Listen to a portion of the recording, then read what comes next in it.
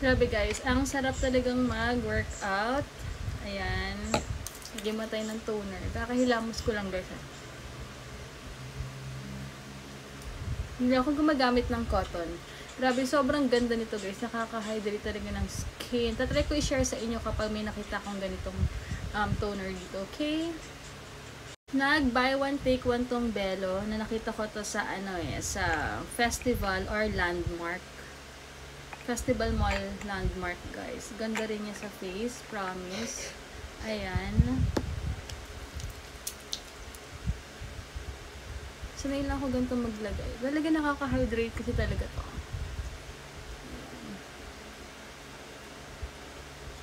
At may i-share ako sa inyo sobrang ganda sa face. Actually, na-share ko na yun pero i-share ko ulit sa inyo. Wait lang ha.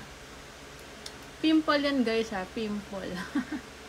Tinubuan ako ng tigyawat siya. Nakakainis guys. Grabe. Sobrang hydrating nito sa face. Promise guys. Ito guys, mag-order na kayo guys. Sobrang ganitong first base ng Colorette guys. Grabe, sobrang ganda sa face. As in, order na kayo guys. I-share ko dyan. Ayan, ayan. Order na. Click nyo lang yan. Sobrang sulit nito. Tignan nyo guys ha. Hindi siya full coverage. Pero papakita ko sa inyo yung comparison niya kapag nasa face na. Parang may something na glow siyang binibigay. Ayan o. Diyan pa lang ha. Tingnan nyo yan ha. Compare dito yan. Tsaka dito o.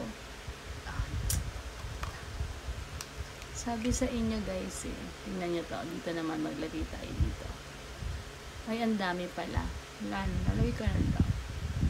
Ang dami ko palang nilagay. Pero tingnan nyo naman guys. Oh. Oh. Hindi siya ganun ka full coverage. Guys, pero grabe. Pag nasa face niya talagang habang tumatagal pa siya, gumaganda rin siya sa face niya. Ayan o. Grabe, super. Pinag-alternate ko to ng perfume dessert guys eh. Pero ito muna ginagamit ko lately kasi grabe yung benefits niya sa skin. Hindi talaga ako nag-breakout dito. May ginamit kasi ako lately kaya ayun na naman siya. So, ayan. Guys, promise, bili na kayo nito. And sabi ko ngayon, inuubos ko lang.